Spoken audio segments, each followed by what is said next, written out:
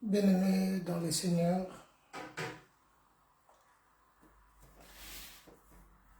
bonjour. Merci pour votre présence. Merci, nous disons merci à Dieu pour le temps qu'il nous a accordé. Nous disons merci à Dieu pour le souffle de vie. Nous disons merci à Dieu pour sa grandeur. Nous disons merci à Dieu pour ses bienfaits et pour ses hauts faits. Nous sommes aujourd'hui dimanche 17 mars. Bien-aimé, c'est par sa grâce que tu es en vie. Dieu a permis que tu sois en vie. Ce n'est pas parce que tu as beaucoup d'argent. Ce n'est pas à cause de ta beauté, ce n'est pas à cause de tes études, ce n'est pas à cause de tout le bienfait que tu as fait aux gens que le Seigneur t'a accordé cet souffle de vie. La parole nous dit, il fait grâce à qui il veut et miséricorde à qui il veut. Et ce dimanche, le Seigneur nous a fait grâce d'être comptés parmi les vivants. Voilà la raison pour laquelle nous sommes là pour lui dire aussi merci. Et dire merci, c'est une acte de reconnaissance devant celui qui t'a fait du bien. Il mérite d'être loué, il mérite d'être exalté, il mérite d'être célébré. Voilà, c'est pourquoi en ce jour, le dimanche 17 mars 2024, nous sommes devant son trône pour le louer, pour lui dire merci. Dis-lui merci pour sa grandeur. Dis-lui merci pour tout ce qu'il est en train de faire dans ta vie. Dis-lui seulement merci. Bien-aimé, si tu ne retournes pas en arrière, tu vas un peu dans des hôpitaux, tu verras des gens qui sont là, ils cherchent un secours venant de l'Éternel. Mais toi qui es en bonne santé, qu'est-ce que tu peux lui offrir? Si ce n'est que de lui dire merci. Voilà pourquoi moi je lui dis merci. Cet après-midi, il est 12 heures. Le Seigneur, il mérite d'être loué, acclamé, exalté et d'être béni. Père, je bénis ton nom. Je te dis merci pour ce dimanche. Merci pour tous les bienfaits. Merci pour la grâce. Merci pour la paix. Merci pour la tranquillité. Merci pour tous tes bienfaits. David dit, mon âme loue le Seigneur. Mon âme exalte le Seigneur. Il n'oublie jamais aucun de tes bienfaits. Père, merci. Je recommande encore ces moments entre tes mains. Seigneur, merci parce que tu es notre Dieu. Tu vas nous accompagner du début jusqu'à la fin. Dans le nom de Jésus. Bien-aimés frères et sœurs, en Christ, bonjour, et que ce Dieu-là soit béni, que ce Dieu-là soit exalté.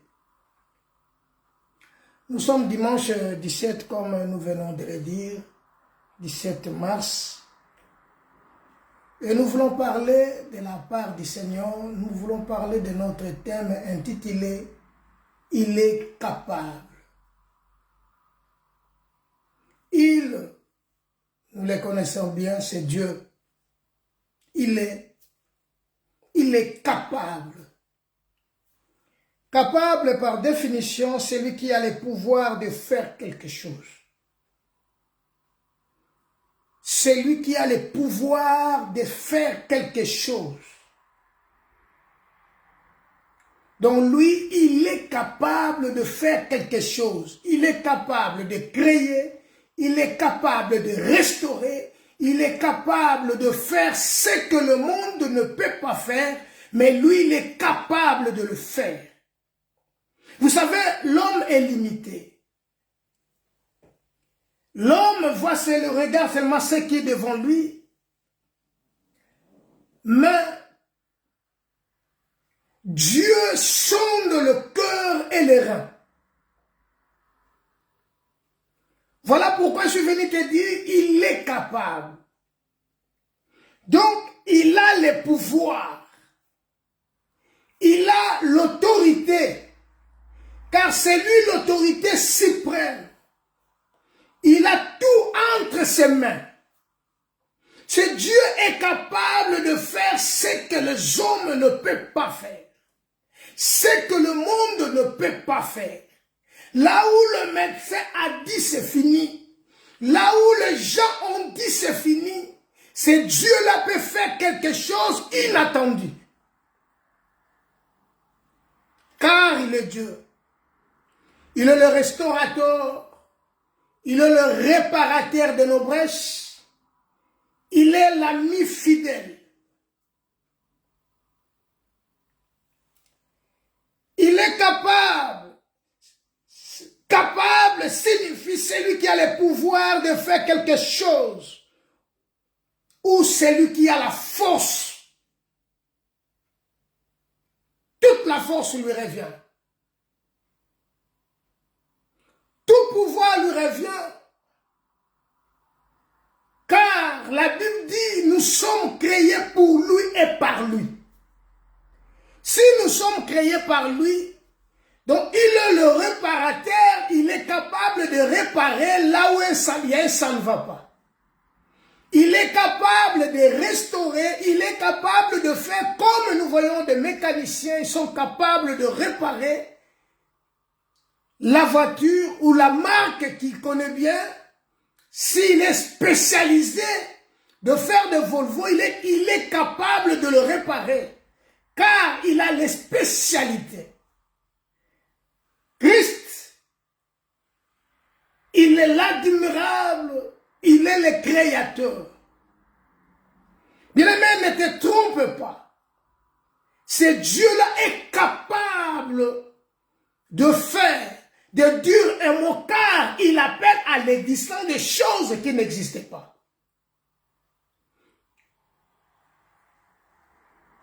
Bien-aimé, je viens seulement vous dire que cet thème est intitulé « Il est capable ». Pourquoi je le dis « Il est capable » Parce que je lis dans la parole des choses extraordinaires que ce Dieu-là a pu faire. Dans la vie de ceux qui nous ont précédés.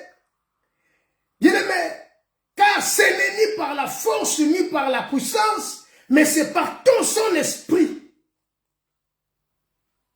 Il est capable. Je m'explique, vous savez, dans la vie, il arrive un moment où tu n'as plus de force, tu n'as plus rien, tu ne sais plus quoi faire. Il arrive un moment que tu es vraiment abattu, tu ne comprends plus rien pour ta vie, tout tourne rond à rond,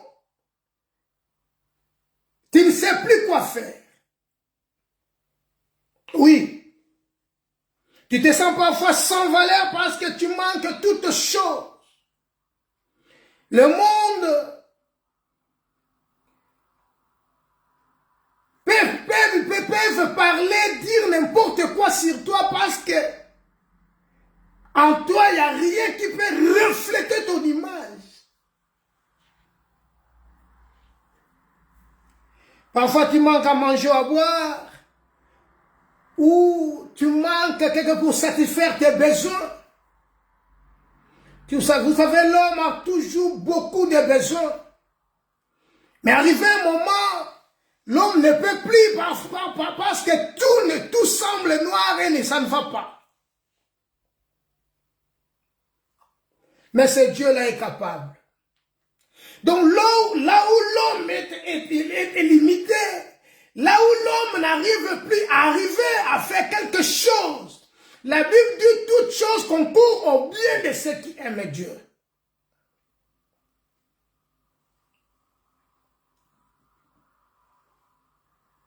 Mais laisse-moi te dire que ce n'est pas toutes ces choses qui vont faire de toi un homme meilleur. Tu peux y avoir beaucoup d'argent, ce n'est pas ça qui va te faire, ce qui va faire de toi un homme meilleur.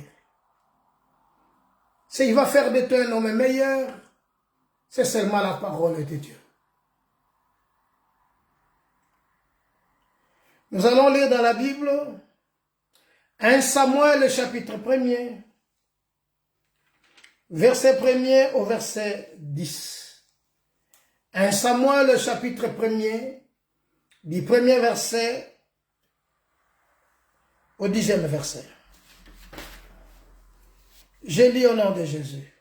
Il y avait un homme de Ramathaïm, Tchophim, de la montagne d'Ephraïm, nommé Elkana, fils de Joram, fils de Djour, Ephratien. Il avait deux femmes, dont l'une s'appelait Anne et l'autre Pénina. Pénina avait des enfants, mais Anne n'en avait point. Chaque année, cet homme montait dans sa ville à Silo pour adorer l'Éternel des armées et pour lui offrir des sacrifices. Là se trouvaient les deux fils d'Élie, Ophné et Phiné, sacrificateurs de l'Éternel. Les jours où Elkana offrait des sacrifices, il donnait des portions à Pénina, sa femme, et à tous les fils et à toutes ses filles qu'il avait d'elle. Mais elle donnait à Anne une portion double, car il aimait Anne, que l'Éternel l'avait rendue stérile. Sa rivalité lui prodiguait des mortifications pour la porter à s'irriter de ce que l'Éternel avait rendu stérile. Toutes les années, il était ainsi. Chaque fois que Anne montait à la maison de l'Éternel, Pénina la mortifiait de la même manière. Alors, elle pleurait et ne mangeait point. Elkana, son mari, lui disait, « Anne, pourquoi pleures-tu et ne manges-tu pas? Pourquoi ton cœur est-il attristé? Mais est-ce que je ne vaux pas pour toi mieux que du fils? » Anne se leva, après qu'on ait mangé à Silo. Les sacrificateurs Élie était assis sur un siège, près de l'un des poteaux du temple de l'Éternel. Et l'amertume dans l'âme, elle pria l'Éternel et versa des pleurs. Elle fit un vœu en disant, l'Éternel des armées, si tu daignes me regarder l'affliction de ta servante, et si tu te souviens de moi, et n'oublie point ta servante, si tu donnes à ta servante un fils, je le consacrerai à l'Éternel pour tous les jours de sa vie, et le rasoir ne passera point sur sa tête. Parole du Seigneur.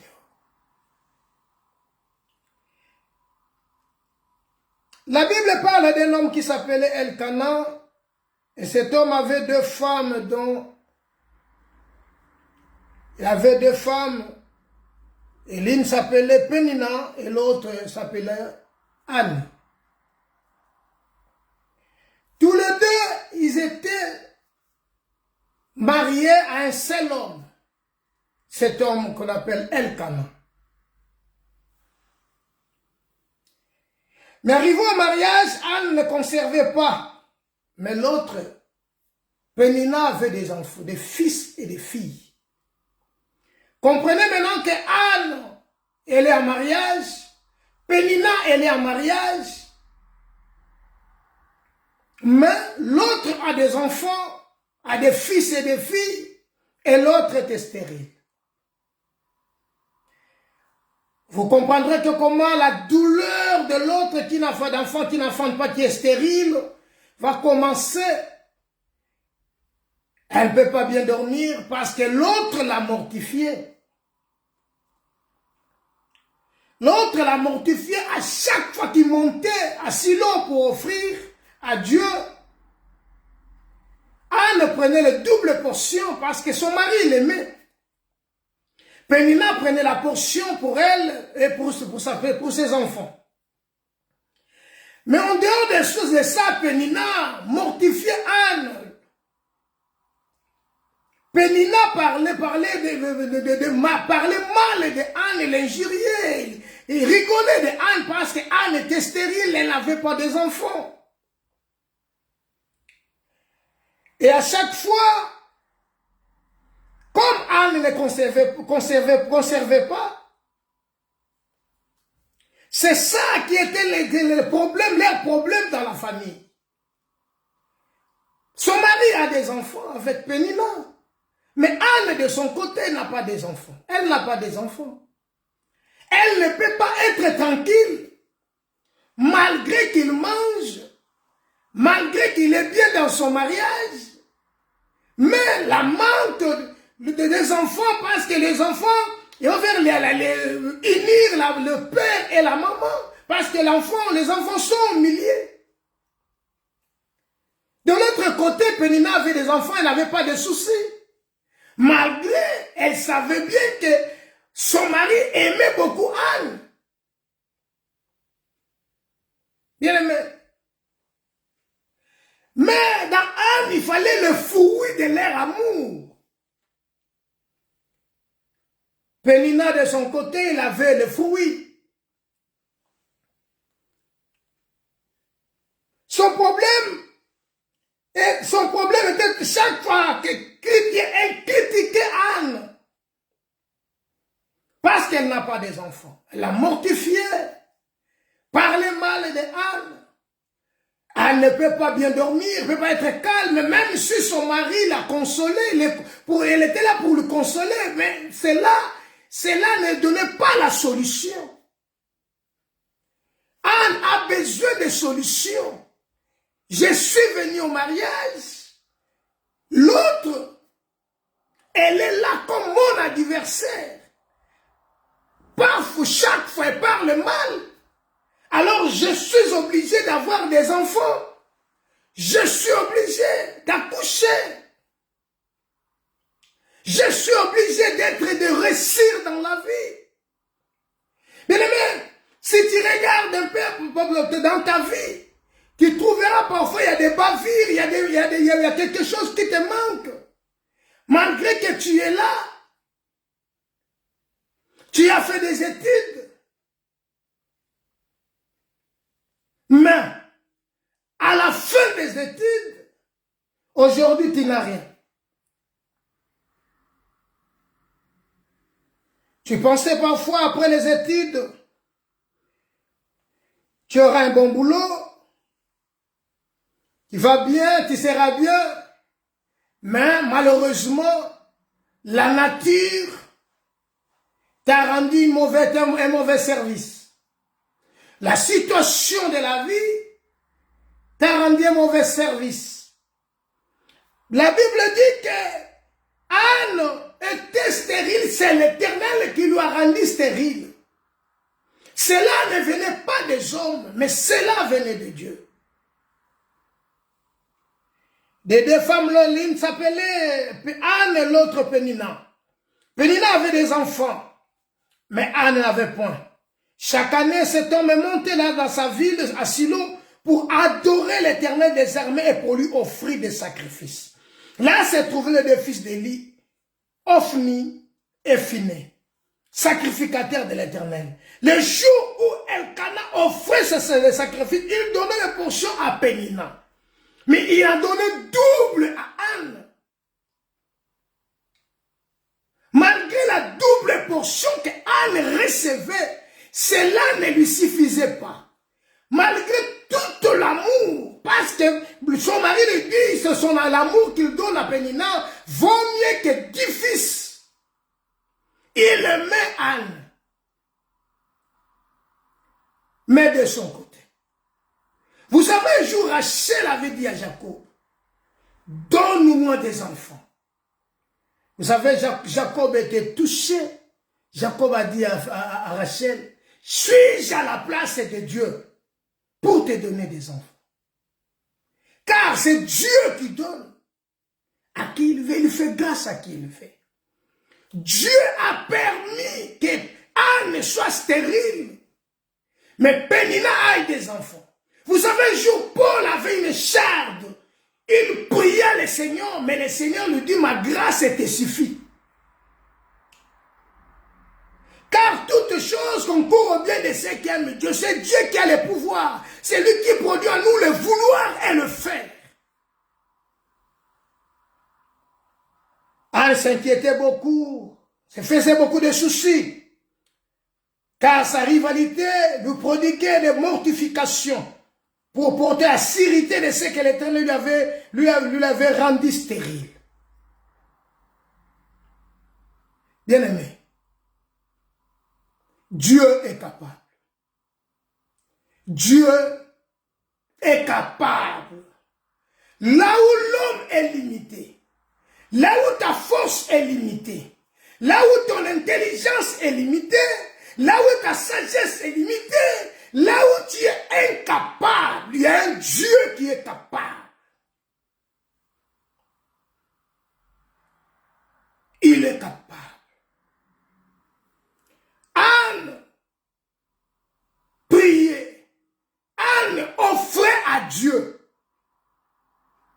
Mais bien aimé, dans d'autres situations, ce n'est pas seulement les problèmes de prier ou les problèmes d'offrir à Dieu, mais c'est les problèmes aussi de faire de prendre un engagement devant Dieu.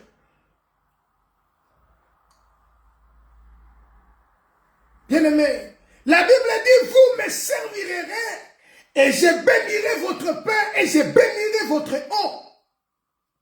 Et j'éloignerai la maladie au milieu de vous. J'éloignerai la maladie au milieu de vous. Je bénirai votre pain et je bénirai votre eau. Mes frères et sœurs, mes bien-aimés et chers amis, il y a d'autres gens qui vont prendre un engagement solennel et ils vont prendre des décisions dans ta vie. Anne, il montait à Silo. Anne, il offrait à l'Éternel des sacrifices. Anne, il faisait tout ce qu'il peut faire pour que Dieu l'exauce. Mais le problème, Anne était restée stérile. Rien n'allait.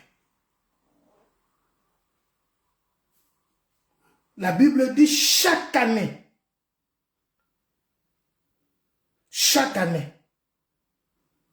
il montait. Chaque année, verset 3, chaque année, cet homme est monté dans sa ville à Silo pour adorer l'Éternel. Chaque année. Cet homme, Elkana, avec ses deux femmes et ses enfants, il montait à Silo pour adorer, pour chercher la face de Dieu et pour offrir à l'Éternel. Malgré tout cela, le double portion que Anne avait reçue chez son homme, cela ne poussait pas que l'Éternel change la position, qu'elle devienne maintenant, qu'elle accouche ou avoir des enfants.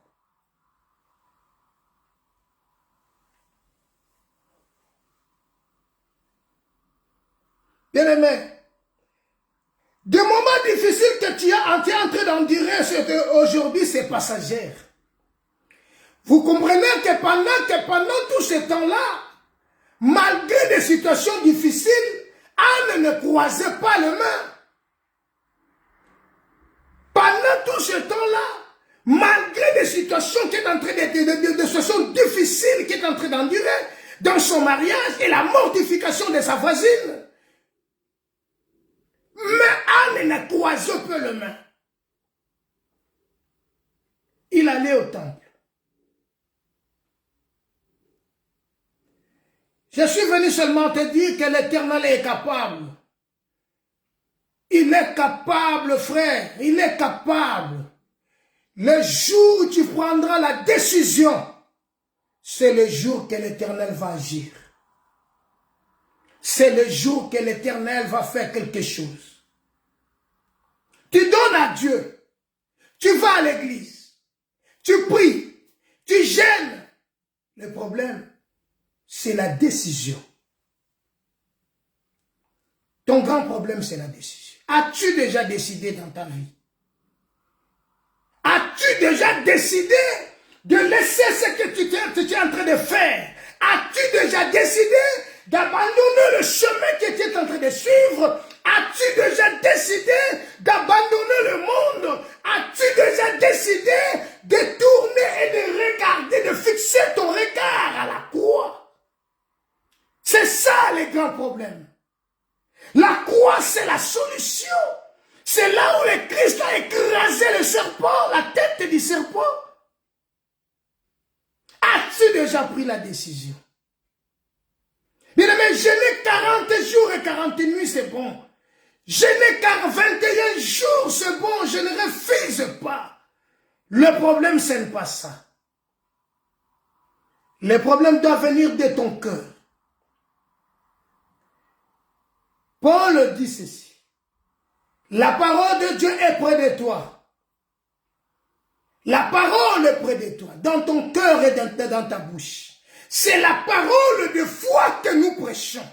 Nous ne prêchons pas le Dieu de ce monde. Nous ne prêchons pas le Dieu de nos coutumes. Nous prêchons un Dieu réel, vérité. Et ce Dieu s'appelle le Christ. Anne, elle était mortifiée chaque jour. Mais elle n'a pas croisé le main. Elle était là à la recherche de sa solution. Elle était là à sa recherche. Aujourd'hui, les gens vont église à l'église, pasteur sur pasteur, prophète sur prophète, chercher que les gens prient pour eux. Mais depuis que tu as commencé de le faire, laisse-moi te dire que tu n'as pas encore de solution. Tu restes le même. Et le problème demeure. Malgré combien de gens t'ont posé le main. Combien de gens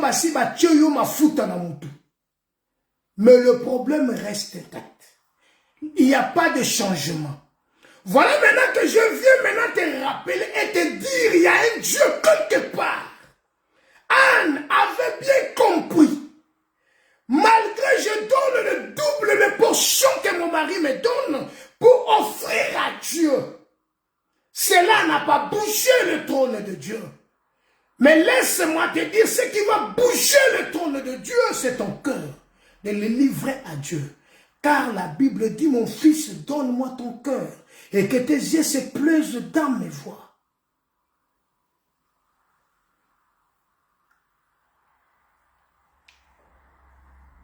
Cher ami, la situation de Anne restait toujours comme ça. Ça ne bougeait pas.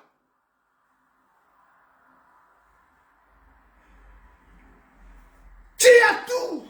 Tu as des enfants. Tu as une famille que tu as fondée. Mais la situation de ta vie ne change pas. Ta situation ne change pas. Il y a des gens qui travaillent jour et nuit. Mais parfois, il arrive un moment à la maison, il n'y a rien à manger. Mais à la fin du mois, il a son salaire.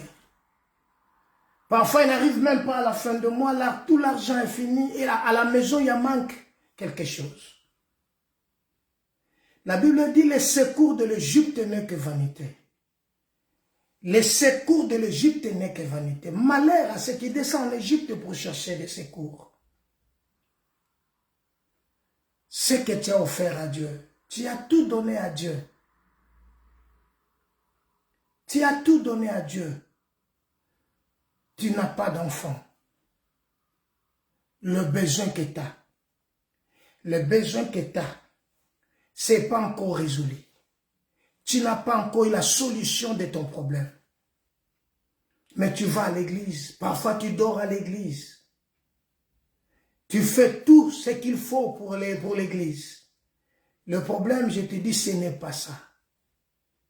Le problème, il faut tourner ton regard. Tourner ton regard vers Dieu. Tourne ton regard. Change ta position. Donne-lui ton cœur. Anne, il a compris. Malgré je fais tout ça. Elkanah, son mari, lisons un peu le verset 7. Toutes les années, il en était ainsi. Toutes les années, Anne, ils étaient ainsi. Anne offrait à Dieu toutes les années. Il donnait les doubles portions à Dieu. Il offrait à l'Éternel. Toutes les années, c'était ainsi. Verset 7. Toutes les années, il en était ainsi. Chaque fois que Anne montait à la maison de l'Éternel, Pénina la mortifiait de la même manière. Alors elle plairait et ne mangea point. Bien-aimé, tu peux te détruire à cause des besoins que tu as. Tu as beaucoup de besoins. Mais toutes ces choses-là, tu ne les recevras pas par ta force. Car nous ne dépendons pas de nous-mêmes. Il y a un Dieu quelque part. Voilà pourquoi je suis venu te dire de tourner ton regard, de regarder la croix et de prendre la décision finale pour ta vie. Car le monde passe avec sa convoitise, mais cette parole reste éternellement. Dieu n'a jamais changé. Il reste le même.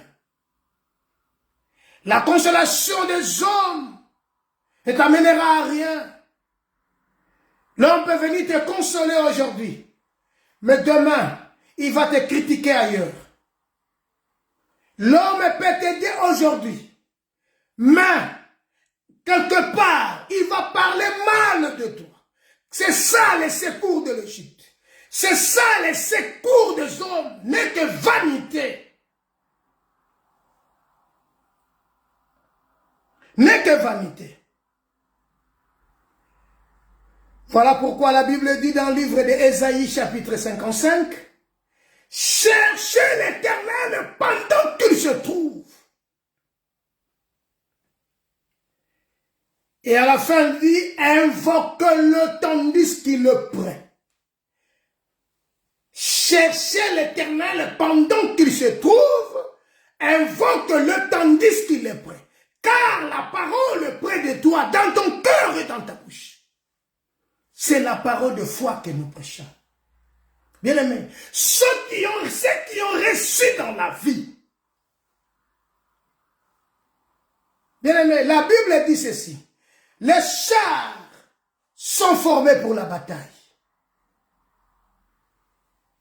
Les chars sont formés pour la bataille. Mais la délivrance vient de l'Éternel. Tu peux avoir tous les armes du monde que tu peux en avoir. Mais la délivrance vient de l'Éternel. C'est le Dieu qui peut délivrer. C'est le Dieu qui peut sauver. C'est le Dieu qui peut donner la vie. C'est le Dieu qui peut sanctifier. C'est le Dieu qui peut restaurer. Voilà pourquoi je te dis, il est capable.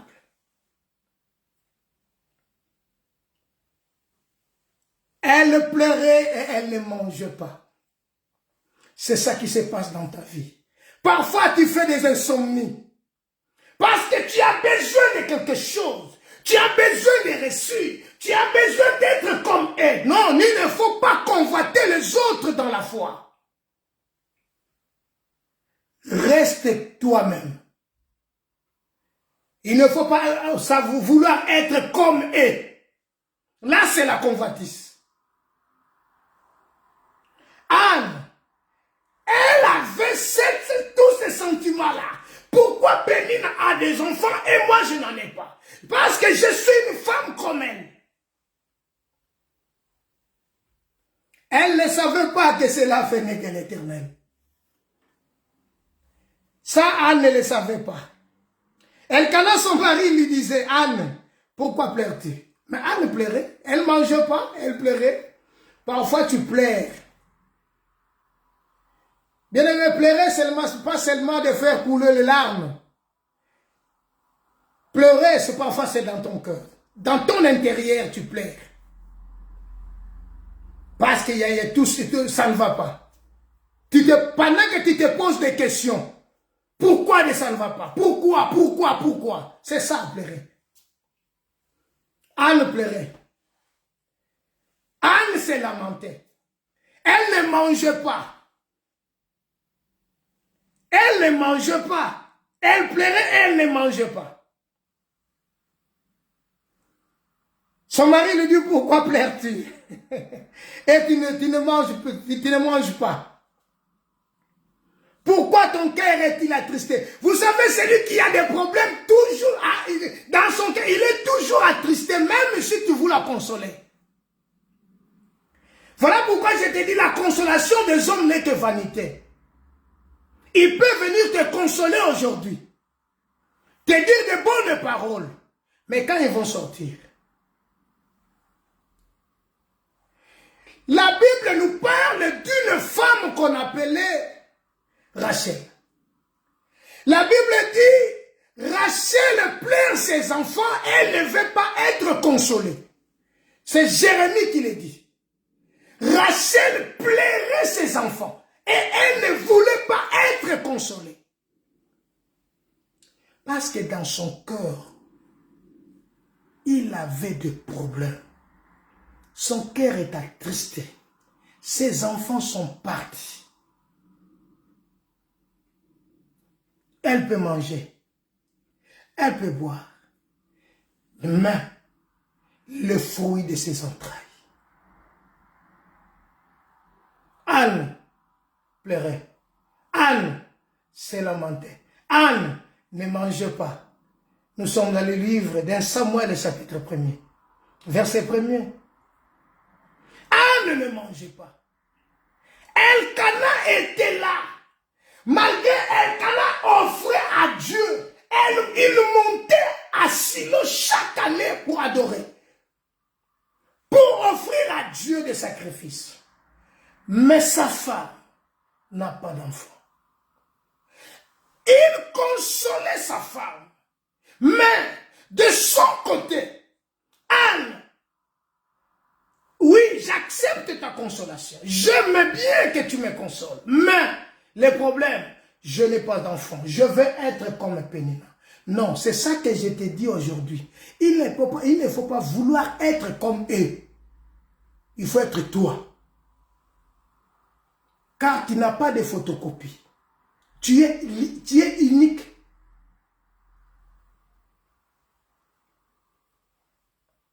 Le verset 8 nous dit de 1 Samuel, le chapitre 1, chapitre 1er, son mari, Elkana, son mari, lui disait, Anne, pourquoi pleures-tu? Et ne manges-tu pas? Pourquoi ton cœur est-il attristé? Est-ce que je ne vaux pas mieux, je ne vaux pas pour toi mieux que 10 fils?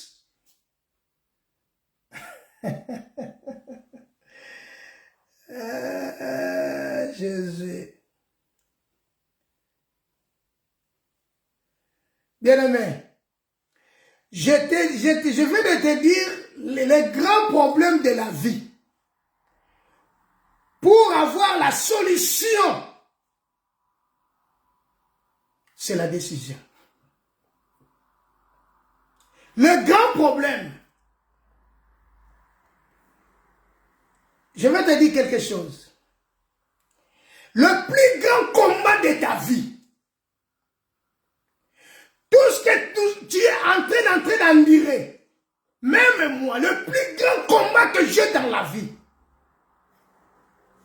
c'est d'être auprès de Dieu. C'est être en connexion avec Dieu. Ça, c'est le plus grand combat. Le diable va te combattre toute ta vie pour que tu ne sois pas connecté, pour ne sois pas en bonne relation avec Dieu. Tout ce que tu es en train d'endurer, c'est ça. La cause, c'est ça.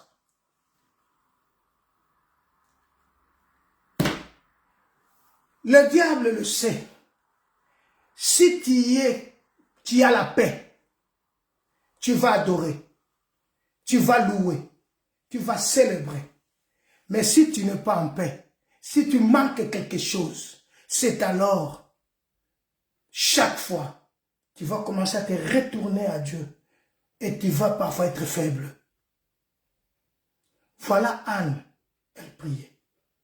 Nulle part dans la Bible qu'ils ont dit que Anne avait un jour mortifié Pénina. Non, je n'ai pas vu ça. Elle craignait Dieu. Elle était la fille de Dieu. Elle faisait tout ce que Dieu pouvait faire, Dieu voulait. Mais le grand problème, c'est la décision. Aujourd'hui, il faut décider. Dieu appelle à l'existence des choses qui n'existaient pas. La stérilité de Anne venait de l'Éternel. Ton problème, c'est l'Éternel cas. Donc l'Éternel peut le faire quand il veut. Mais le grand problème, ce n'est pas tout. C'est que toi, il faut seulement changer ta vie. Ton grand problème, c'est de changer ta vie et ta position. Écoutez. Anne avait compris mieux. Il faut aller vers Dieu, vers celui qui donne ou celui qui crée. Donc, c'est mieux d'aller vers celui qui peut créer. Aurait de regarder que mon mari, parce qu'Elkana c'est un homme. C'est mieux d'aller vers celui qui donne des enfants. Voilà maintenant, il a changé sa position. Elle n'a plus regardé Pénina, elle n'a plus regardé Elkana, mais elle a maintenant tourné ses regards vers celui qui donne des enfants et celui qui crée. Voilà pourquoi je te dis, l'Éternel, il est le réparateur de nos brèches. Le jour où tu prendras décision de tourner vers celui qui t'a créé, de tourner vers celui qui t'a appelé, c'est le jour-là. Vous savez, je disais, il y a des gens que chaque dimanche, ils vont dans des églises, le pasteur prie pour lui, il donne l'offrande, il met l'huile sur sa tête, il est oignant l'huile, mais elle arrive où elle arrive à la maison, la situation reste le même. Le problème, ce n'est pas le pasteur. Voilà pourquoi nous avons une mission. Et cette mission, c'est de faire connecter le monde avec Dieu. Tu es ministre. Ta mission, ce n'est pas de prendre les offrandes des gens et de les manger. Ce n'est pas seulement de prendre, de s'enrichir. Mais c'est de faire ce grand travail. Et le travail, c'est d'être un ministre. Or, être ministre, nous sommes des ministres de Dieu, bien-aimés, non pour aventure. Un ministre, nous ne faisons pas la théologie, mais nous faisons la théocratie. Or, la théocratie, c'est le gouvernement de Dieu dirigé par ses ministres. Nous sommes dans le gouvernement de Dieu, là où Dieu est le roi des rois et nous sommes des ministres. Non, nous sommes sur la terre pour une mission. Voilà, notre mission, c'est d'appauvrir l'enfer. Or, aujourd'hui, il y a des gens qui plaident. Si nous ne prenons pas, nous prenons pas la décision, le monde va rester comme ça. Voilà pourquoi la Bible dit, nous sommes les sels de la terre. Et si le sel perd sa saveur, à quoi la rendra-t-on? Laisse-moi te dire, Anne, elle regardait son mari. Anne, elle pleurait. Anne, elle ne mangeait pas. Cela n'a pas dit que cela n'a pas poussé que Dieu d'agir. Voilà, Christ, la parole dit ceci. Ne vous inquiétez de rien. Mais en toutes choses, vos besoins dans la prière, Le problème, il faut prendre maintenant décision de prendre ta situation, tes besoins, ton problème, et de les ramener vers l'Éternel. Voilà, nous avons lu le chapitre 55 des livres d'Ésaïe, verset 6 qui dit, cherchez l'Éternel pendant qu'il se trouve. Après avoir cherché l'Éternel, il faut l'invoquer.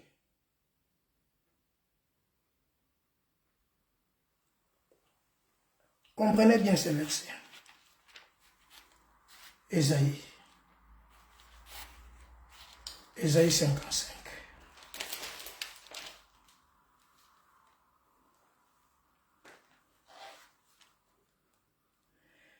Lisons même verset 3. Prêtez l'oreille et venez à moi. Écoutez et votre âme vivra. Je traiterai avec vous une alliance éternelle. Or, l'Éternel, sur la croix, il a fait une alliance perpétuelle. Une alliance perpétuelle. Et cette alliance a été faite à la croix. Le jour où Christ a dit, Père, j'ai remis mon esprit entre tes mains. Je traiterai avec vous une alliance éternelle pour rendre durable mes faveurs envers David. Voici, je l'ai établi comme un témoin auprès du peuple, comme un chef et dominateur auprès du peuple. Verset 5. Voici, tu appelleras des nations que tu ne connais pas. Le ministre de Dieu, voilà notre mission. Ce n'est pas seulement de mendier, ce n'est pas seulement de prendre leurs offrandes, mais le problème, voici, tu appelleras des nations que tu ne connais pas, et les nations qui ne te connaissent pas, en courant vers toi, à cause de l'Éternel ton Dieu, les saints d'Israël qui te glorifient. Verset 6. Cherchez l'Éternel pendant qu'il se trouve. Donc, dans ce contexte, nous parlons de l'Éternel est capable. Comme il est capable, il est temps maintenant de faire quoi? De les chercher pour ma situation, pour mon problème, pour tout ce qui me dérange. Ça ne sert à rien d'aller chercher mes parents. Ça ne sert à rien d'aller chercher mes oncles. Mais mon problème, comme je suis une créature de Dieu, je suis un enfant de Dieu. Non, Élie n'était pas un enfant de Dieu. Abraham n'était non plus un enfant de Dieu. Josué n'était pas non plus un enfant de Dieu. Mais l'Éternel a fait de toi son fils. Tu es le fils et le fille. Nulle part dans l'Écriture, dans l'ancienne alliance, Dieu appela ces gens-là fils ou filles. Nulle part. Mais dans la nouvelle alliance, Dieu t'appelle fils et fille. Dans l'ancienne alliance, ils étaient le peuple. Ils étaient le peuple de Dieu. Mais maintenant, tu es fille et fils. Bien-aimés, nous sommes dans le royaume de la Belgique. Il y a la fille du roi et le fils du roi et le peuple. Nous sommes des peuples. Mais dans la palais royale, il y a des filles et des fils. Or, nous avons un père qui est le roi des rois. Il nous appelle maintenant fils et filles. Anne, elle pleurait, elle était peuple. Mais aujourd'hui, toi, tu es fille. Pourquoi lamentes-tu? Pourquoi ne manges-tu pas? Pourquoi tu pleures? Ton problème, ce n'est pas de pleurer. Mais ton problème, verset 9, 1 Samuel chapitre 1, verset 9. Anne s'éleva. Voilà maintenant là où je te dis, il faut prendre maintenant la décision. Car Dieu est capable. Malgré ton âge, malgré tout ce que le monde peut dire, l'Éternel appelle à l'existence des choses qui n'existaient pas. David dit, car il dit et les choses arrivent. Elle ordonne et elle existe. Donc aujourd'hui, tu peux ordonner, car tu es fils. Yes. Tu es fils et fille, car tu as le pouvoir. Tu peux ordonner maintenant. Tu peux appeler à l'existence des choses qui n'existaient pas. Elle doit exister. Anne s'éleva, le verset 9. Anne s'éleva. Après que l'on ait mangé et bu à Silo, Donc, or, à Silo, c'était seulement le lieu pour aller offrir et chercher Dieu.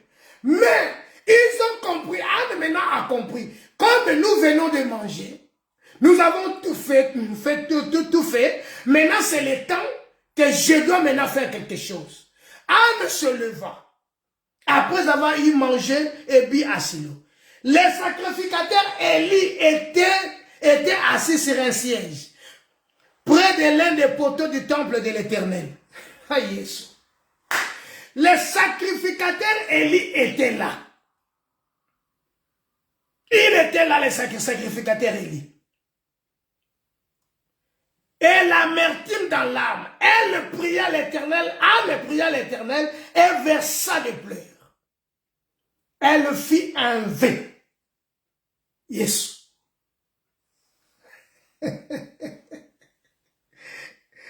Ah, Jésus. Anne a pris décision pour ma situation. Je priais, j'ai gêné, je plairais. Ésaïe dit, réveille ma mémoire et plaidons ensemble. Voilà maintenant la décision de l'Éternel. L'Éternel est obligé de descendre et d'agir. Car Anne a pris la décision qui vient de son cœur. Et cette décision, elle fait un vœu.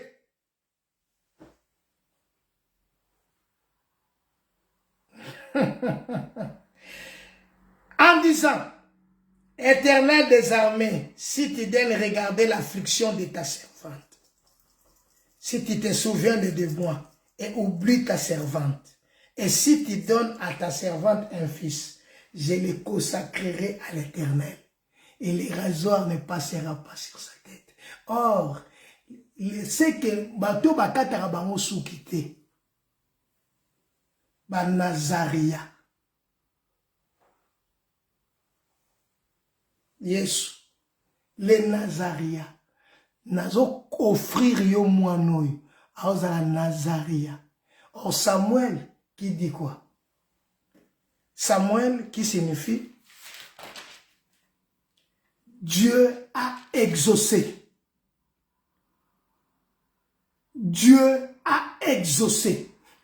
Donc, le problème de Anne a pris solution ce jour-là. N'est-ce pas qui est écrit dans votre Bible?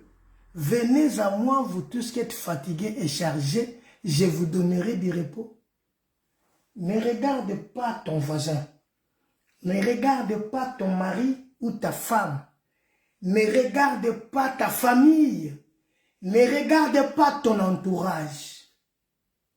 Mais le problème, c'est entre toi et ton Dieu. As-tu fait une alliance éternelle avec Dieu? As-tu fait une alliance avec Dieu? Ça, c'est le grand problème. Christ a fait une alliance éternelle, une alliance perpétuelle avec nous. Paul dit, nakobenga bino bana nanga et bino boza bana nanga basi pe anibali. Ça, c'est une alliance que Dieu a fait sur la croix. Mon cher ami, Pénina ne savait pas que chaque jour, chaque chose a son temps. Malgré elle mortifiée. Et pendant que Pénina l'a mortifiée, Pénina était dans la distraction. J'ai fait ma Bible. Pénina était dans la distraction. Pendant que Pénina passait le temps de parler, de mortifier Anne, Pénina est à la distraction. Or, Anne a pris la décision de chercher, de s'approcher de l'Éternel.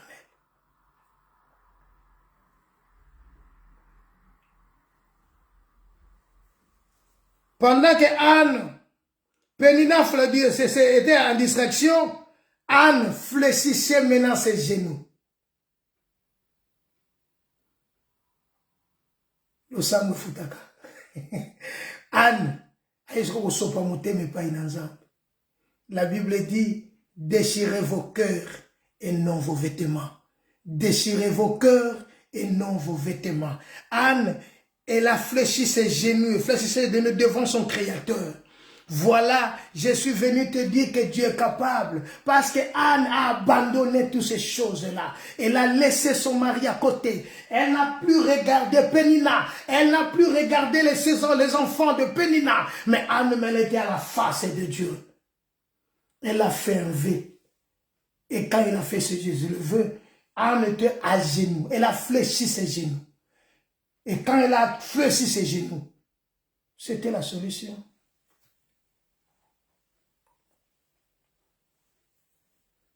De même aujourd'hui, Dieu peut faire des choses qui peuvent étonner tout le monde.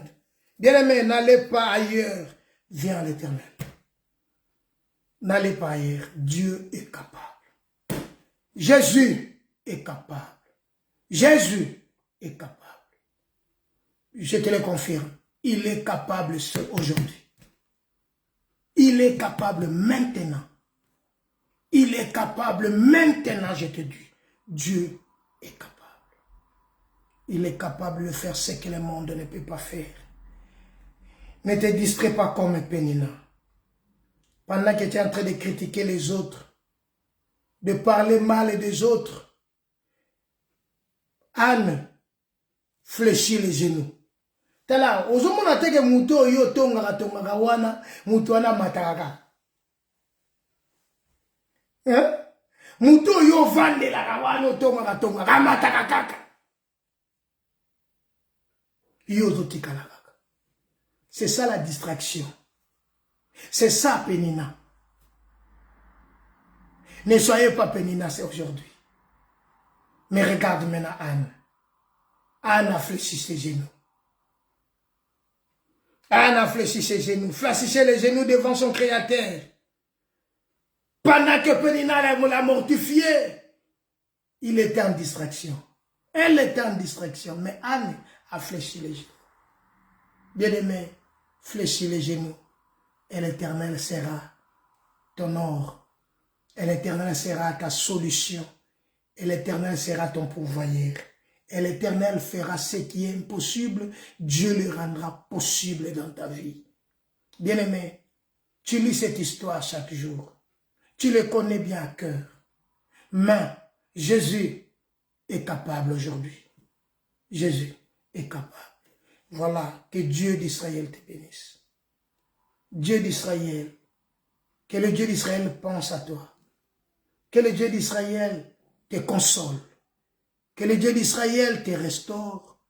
Et que le Dieu d'Israël te donne du courage et de la force.